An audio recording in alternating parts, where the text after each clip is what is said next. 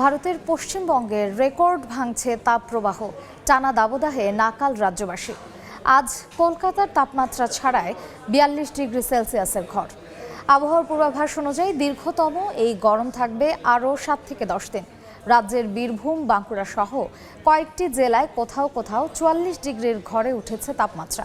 এ বিষয়ে বিস্তারিত জানাতে এই মুহূর্তে কলকাতায় আছেন রিপোর্টার সুব্রত আচার্য। সরাসরি যাচ্ছি তার কাছে। ৪০ ডিগ্রির তাপমাত্রা যে পারদ সেটি কিন্তু ছুঁয়ে গিয়েছে, অর্থাৎ ৪২ ডিগ্রির ওপরেই ছিল। এই মুহূর্তে ৪১ ডিগ্রির ওপরে রয়েছে তাপমাত্রার পারদ এবং এই অস্বস্তি আগামী আরও ৭-৮ দিন থেকে থাকবে বলেই কলকাতার আলিপুর আবহাওয়া দপ্তর থেকে পরিষ্কার করে বলা হয়েছে। যদিও তারা ঠিক ৭ দিন পরে আদৌ বৃষ্টি হবে কিনা বা সেই বৃষ্টির পরিমাণ কিরকম হবে সে বিষয়টি এখনো বলতে পারছে না। আপনি জানেন যে পশ্চিমবঙ্গের এই তাপপ্রবাহ কিন্তু এপ্রিলের শুরু থেকেই শুরু হয়েছিল এবং সেটি আস্তে আস্তে প্রতিদিনকার রেকর্ড, প্রতিদিন আগের দিনের রেকর্ড পরের দিন ভাঙছে। দক্ষিণবঙ্গের বিশেষ করে ৬টি জেলায়, বর্ধমান দুটো জেলা, মেদিনীপুরের দুটো জেলা, বাঁকুড়া এবং বীরভূমে কিন্তু ইতিমধ্যেই ৪৩ ডিগ্রির যে পারদ সেটি কিন্তু ছাড়িয়ে গিয়েছে। পশ্চিমবঙ্গের গড় তাপমাত্রা ৪৩-এর ওপরের এই মুহূর্তে রয়েছে। সুখবর নেই আলিপুর আবহাওয়া দপ্তরের কাছে। আপনি জানেন যে এই তীব্র তাপপ্রবাহ একই রকমভাবে বাংলাদেশেও চলছে। বাংলাদেশ এবং ভারত, বিশেষ করে ঢাকা এবং কলকাতার মধ্যে যে পর্যটকদের যোগাযোগ, সেই যোগাযোগ কিন্তু এই গরমে, তীব্র গরমের কারণে কিন্তু কার্যত ভেঙে পড়েছে।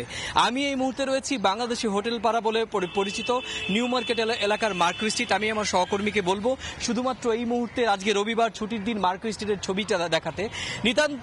নিতান্তই একেবারে যারা প্রয়োজন, যাদের প্রয়োজন, যারা খুবই প্রয়োজন তারাই একমাত্র আসছেন। প্রয়োজন ব্যতীত কিন্তু অনেক লোকজন আসছেন না এবং যারা আসছেন তারা কিন্তু এই গরমের কারণে তাড়াতাড়ি করে তাদের যে ভ্রমণ সূচি সেটা শর্টকাট করে কিন্তু আবার ফিরছেন। চিকিৎসা সংক্রান্ত কাজেই আসছেন এবং যারা আসছেন কলকাতার অদূরে দীঘা কিংবা দার্জিলিংয়ে বেড়াতে যাচ্ছেন। তো সব মিলিয়ে গরমের যে ত্রাহি অবস্থা, সেই ত্রাহি অবস্থা কিন্তু বাংলাদেশের মতো পশ্চিমবঙ্গে। আপনি জানেন যে আলিপুর আবহাওয়া দপ্তর থেকে কিন্তু পরিষ্কার করে বলা হয়েছে যে তীব্র তাপপ্রবাহ আরও ৭ থেকে ৮ দিন চলবে এবং সব মিলিয়ে অতিষ্ঠ জনজীবন। বাংলাদেশ থেকে যারা কলকাতায় বেড়াতে এসছেন তারাও কিন্তু বলছেন যে এই ধরনের গরমের যে দুর্ভোগ সেটা কিন্তু বাংলাদেশে পড়ে। তবে বাংলাদেশ এবং কলকাতার গরমের মধ্যে একটু তারতম্য রয়েছে, কারণ বাংলাদেশের যে গরমটি তারা বলছেন যে ঘামে ভেজা, ঘাম হয়, এই ক্ষেত্রে কিন্তু ঘাম নেই, কিন্তু অস্বস্তির সূচক প্রচুর সব মিলিয়ে রয়েছে।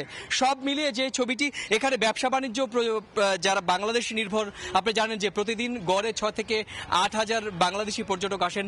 সেই পর্যটকের অবস্থাও কিন্তু খুবই খারাপ। এই মুহূর্তে ব্যবসা বাণিজ্যের অবস্থাও খুব খারাপ। তো কি অবস্থা এই মুহূর্তে? আমার হলো সেন্টমেন্টাল হেরিটেজে ব্যবসা বাণিজ্য করে এখানে, কিন্তু প্রচন্ড গরম এবং যাত্রীও কমে গেছে। কিন্তু বেনাপোলা স্থলবন্দর খুব ক্লোজ, ক্লিয়ার।